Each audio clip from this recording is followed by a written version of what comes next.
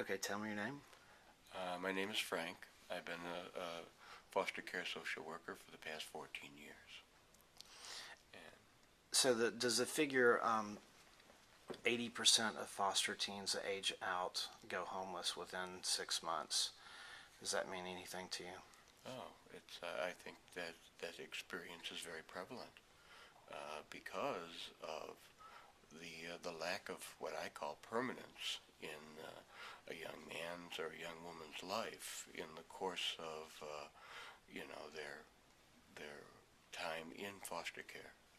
And so the work, I think, of foster care has to be the work of connecting uh, youth, foster care youth, with permanent relationships that are going to last beyond the aging out time of foster care. And I think that is an important work of doing foster care, of connecting youth with anyone who has been significantly involved in the life of a foster youth. And that includes and is most important in regard to birth relatives, connecting and reconnecting birth relatives who may be spread out throughout the United States. I mean, the use of U.S. searches, I think, is just invaluable in regard to finding, those people that have been significant to a foster care, to a youth in foster care in the course of their time in care. Right. And so that's been a that's your focus now, right? That is the focus, right? That's I think that is an important focus for at least my work in foster care. Yeah, I'm hearing that a lot. Permanence keeps coming up, and That's the word. Permanence in the sense of people's involvement permanently continuing to support and care for, youth who are aging out and have grown out of foster care. yeah, So that the homelessness doesn't.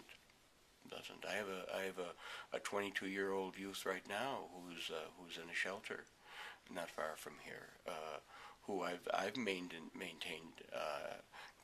will maintain contact with for as long. He's preparing to go to the Marines. yeah. And myself and his therapist are probably some of the most permanent relationships in his life. Although most recently, one of the things that happened that we were able to do is connect him with the first foster home that he was in. Oh wow. Which many With our times when they're young, they don't remember. and these people were more than obviously when he left the home, he didn't leave on good grounds because of some of the behaviors that he was exhibiting at that time. But they were more than willing to get involved, and they are involved, and they have maintained their involvement even while he's in the shelter. Yeah. So those kinds of connections, the significant connections that are felt on both sides, not only the youth side but the foster parent side. I mean, they go back and they were feeling bad about the fact that he had to leave their home the way he did, and they're more than willing to maintain a real connection with him, even as he moves on and hopefully enters the Marine Corps like What he wants to do. what happens with these kids when they age out if there Well, isn't the support system? well, they they float is probably a good way to put it. They they look for any kind of shelter, whether it be a stable one or an unstable one, or relationships that are really unstable. Can one person make a difference? I think one person can make a difference, certainly, but I think it's better when there's a community of support That's why we look for what we call permanency teams, people that can surround or manage different dimensions, say, of a youth's life, and in that way, um, be able to create what I would call a community of concern and support Yeah. for a youth, even if it's not a living situation, at least fulfilling or maintaining contact for certain kinds of relational needs. Right. What inspired you to get into foster care? Um, well, it is a second profession for me, but I worked for a long time as a chaplain to a children's hospital, and so moving from kids who were in trouble because of medical or any kinds of disease or illness to this to kids who had lost a part of their health, was a natural move for me, because that issue of loss and loss of family, which is what foster care is about, the grieving piece, did have a real connection and a real continuation of moving from work with sick children to kids who have become maybe even mentally sick because of the lack of a family or family concern or family crisis. Yeah. Who made a difference for you in your developmental youth? I come from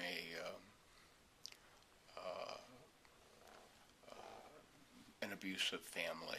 I was abused by my father, physically abused by my father. So, in his drinking, he still provided stable support for the family. So I've always looked for, and I've always been able to find, other important and significant male models in the course of my life, and I could go back and number them in almost yearly, or if not yearly, every few years, of those people who provided something that I didn't get in my own development. Yeah. And so those people, I could number them as I look back. Yeah. And who the people were that, in a sense, filled the vacuum. Yeah. Left by, say, an abusive situation. Was there one person in particular? Was there a low moment where all of a sudden you had this relationship, this person that cared about you, that made a difference for you? Not one doesn't come to it. It's multiple. It's like It's multiple. It's like I was always collection able to find people who were significant, and mostly male models. inspirational. Inspiration, yes. Who inspired you? Inspiration, I think, was a college professor who I got to know very, very well, and who actually became eventually a spiritual director. And that person still stands out to me as being an important kind of support at a crucial time in my life, Yeah. decision-making time. Yeah. What do these kids need? These foster kids? Well, like I was saying before, I think they really do need the permanence is the best Yeah. word I can say. I think they really they benefit from people who are committed and in their Yeah. supportive relationship of them. I'm gonna send you a book. I showed you the Orange Duffel bag book and told you a little bit about the story. One of the things the Orange Duffel I can't even say it. The Orange Duffel Bag Foundation does is they give the kids when they graduate from the program an orange duffel bag with a computer, a phone with time on it, socks, toothbrush. What if you could put 5 things in an orange duffel bag for a kid? Who's aging out? What 5 things would you put in there? You mentioned 2 of them. I think right in this day and age, certainly a computer and a phone, Right. where they could still maintain their connectedness. Yeah. Ways that would connect them with what the people that they have come to understand as the permanent connections of their life, Yeah. no matter where they go. Yeah. So anything that would create that connection, that would be an important kind of thing. And right now, in this age that we live in, a laptop computer. I have kids now that they get a laptop from the state agency, and it's just invaluable for them. I mean, it just connects them with so many things, and as well knowledgeable things, and maybe learning. Yep. And things that maybe they don't need to be connected with, but that comes with the territory. But the more important thing is that they maintain this one young man who's in a shelter now has actually, through playing games, made connections with people in the Netherlands. Right. Yeah. That he wants to go and visit. Yeah. Exactly. So I mean, because in the course of his playing games, he got to know this person, and they shared their stories with each other. Right. And that the sharing of those stories has really connected them in a way that even made them want to meet each other personally. If you could say, if you could speak directly to foster child that may be watching this video, what would you say?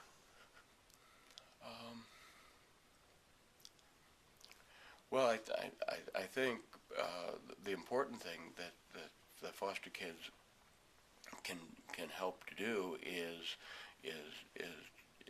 to recall what important relationships they did have, and then look for ways in which they can seek them out, because those people are out there and they're still willing to maintain contact with them. And so I would say not to give up, but to actually go back to those important relationships and not feel that they can't. The thing that I've had with youth that we've tried to reconnect is they're saying, you mean those people would still be caring about me? Right. Kinds of thing. Yeah. And we know that they do. And we know that they do, and we know that those people are out there. And if you contact, it's amazing at times when we've contacted them, they are more than willing to travel actually in order to reconnect.